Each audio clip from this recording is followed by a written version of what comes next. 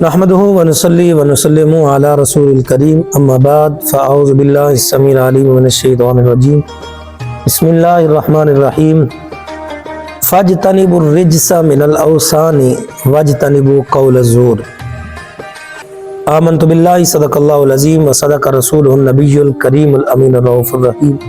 درود پاک، الصلاۃ والسلام علیک یا سیدی یا رسول اللہ وعلی آلک واصحابک یا حبیب اللہ۔ ناظرین و حاضرین، آج کا ہمارا موضوع روزہ اور جھوٹ یہ ہوگا۔ سامعین احتشام، روزہ میں بندہ اللہ کی خاطر اپنا کھانا پینا چھوڑ دیتا ہے، وہ اپنی محنت کی کمائی سے حاصل کیا ہوا حلال رزق محض اللہ کے حکم کی وجہ سے چھوڑ دیتا ہے۔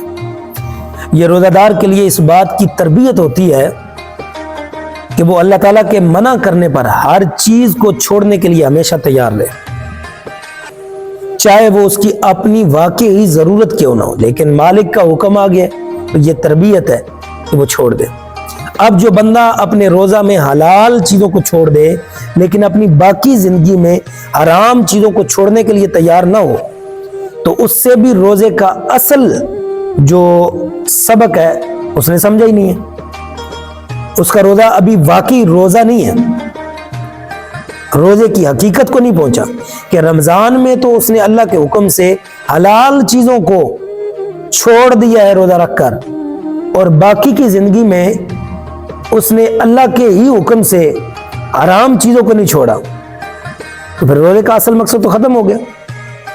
جو شخص روزہ کی حالت میں حلال کھانے کے چکھنے سے بھی پرہیز کرتا ہے لیکن وہ اپنی زبان کو حرام بولنے سے نہ بچائے، اس نے ابھی روزہ کا حقیقی مقصد نہیں سمجھا۔ پھر ایسے شخص کے بارے میں یہی کہا جا سکتا ہے اس کا روزہ رکھنا یا نہ رکھنا برابر ہے۔ ناظرین و حاضرین، اللہ کے نبی صلی اللہ علیہ وسلم فرماتے ہیں جو شخص باطل قول باطل پر عمل نہ چھوڑے اور اللہ کو اس کی کوئی حاجت نہیں کہ وہ اپنا کھانا پینا چھوڑ دے۔ بخاری شریف کی یہ روایت ہے۔ حافظ ابن حجر رحمۃ اللہ تعالی علیہ آپ لکھتے ہیں قول الزور باطل قول سے مراد جھوٹ ہے۔ جھوٹ ایک اخلاقی جرم بھی ہے جو انسان کو اپنی اور دوسروں کی نگاہ میں ذلیل کر دیتا ہے۔ جھوٹ انسان کا اعتماد ختم کر دیتا ہے، بلکہ ایک جھوٹ کئی جھوٹ کو آگے جنم دیتا ہے۔ ایک جھوٹ کو چھپانے میں آدمی کئی جھوٹ بولتا ہے اور دھوکہ اور فریب کے کئی جال بچھاتا ہے۔ زبان کا یہ بگاڑ آدمی کی سوچ اور عمل دونوں کو اپنی لپیٹ میں لے کر اس بندے کو اخلاقی پستی کی راہ پر ڈال دیتا ہے۔ اللہ کے نبی صلی اللہ علیہ وسلم نے فرمایا خبردار جھوٹ سے بچو، اس لیے کہ جھوٹ گناہ کی طرف لے جاتا ہے اور گناہ جہنم کی طرف لے جاتا ہے۔ آدمی جھوٹ بولتا رہتا ہے یہاں تک کہ اسے اللہ کے ہاں جھوٹا لکھ دیا جاتا ہے۔ اللہ تعالیٰ معاف فرمائے۔ جھوٹ اور باطل کی تمام قسموں سے خود اللہ تعالیٰ نے بھی بچنے کا حکم دیا ہے، جس طرح کہ قرآن مجید فرقان حمید کی آیہ مقدسہ میں نے خطبہ کے اندر تلاوت کرنے کا شرف حاصل کیا۔ اللہ ارشاد فرماتے ہیں فاجتنبوا الرجس من الاوثان واجتنبوا قول الزور، بتوں کی آلودگی سے بچو اور قول زور سے یعنی باطل قول سے بھی اپنے آپ کو بچائے رکھو۔ سورہ حج کی یہ آیہ مقدسہ ہے۔ نبی صلی اللہ علیہ وسلم نے جھوٹ کو منافق کی صفت بتلایا ہے کہ جھوٹ بولنا یہ منافقوں کی علامت ہے۔ آپ نے ارشاد فرمایا 3 چیزیں منافق کی علامات میں سے ہیں۔ نمبر 1، بات کرے تو جھوٹ بولے۔ نمبر 2، وعدہ کرے تو اسے توڑ دے۔ نمبر 3، امانت سونپی جائے تو اس میں خیانت کرے۔ امام مسلم رحمۃ اللہ تعالیٰ نے اسے مسلم شریف کے اندر روایت کیا۔ کتنے تاجر ہیں جو رمضان کے مہینہ میں روزہ رکھ کر بھی اپنی تجارتوں میں جھوٹ بولتے ہیں۔ وہ یہ سمجھتے ہیں کہ تجارت کے فروغ کے لیے تھوڑا بہت جھوٹ چل جاتا ہے، بلکہ بات تو کہتے ہیں اس دور میں جھوٹ کے بغیر تجارت ممکن ہی نہیں ہے۔ استغفر اللہ۔ حالانکہ جھوٹ ہی وہ برائی ہے جو تجارت میں سے برکت کو ختم کر دیتی ہے۔ بظاہر تو مال بک رہا ہوتا ہے لیکن حقیقت میں اس کے اندر سے برکت کو اٹھا لیا جاتا ہے۔ اللہ کے نبی صلی اللہ علیہ وسلم فرماتے ہیں 2 خرید و فروخت کرنے والے اپنے معاملہ کو فسخ کرنے کا اختیار رکھتے ہیں جب تک کہ جدا نہ ہو۔ ہاں اگر وہ اپنی تجارت میں سچ بولیں اور اپنے مال کی حقیقت کو صاف بیان کر دیں، ان کی تجارت میں برکت ڈال دی جاتی ہے، لیکن اگر وہ جھوٹ بولیں اور اپنے مال کے عیب کو چھپائیں تو ان کی تجارت سے برکت ختم کر دی جاتی ہے۔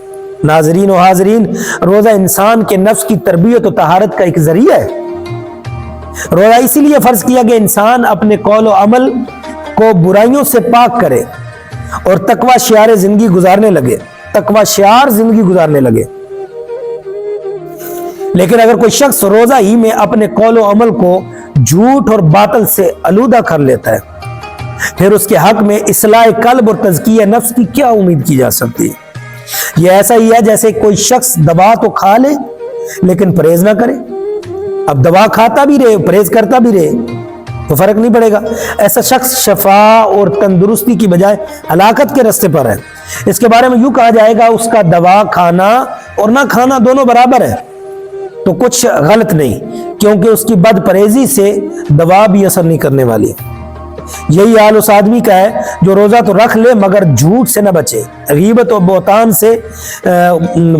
تراشی کرتا پھرے، اس سے نہ اجتناب کرے، دنیاوی مفاد کے لیے جھوٹا گواہ بن جائے، جس طرح کہ آج کل ہماری عدالتوں میں چل رہے ہیں، اپنے اعمال کو خرافات اور بد اخلاقیوں سے محفوظ نہ رکھے۔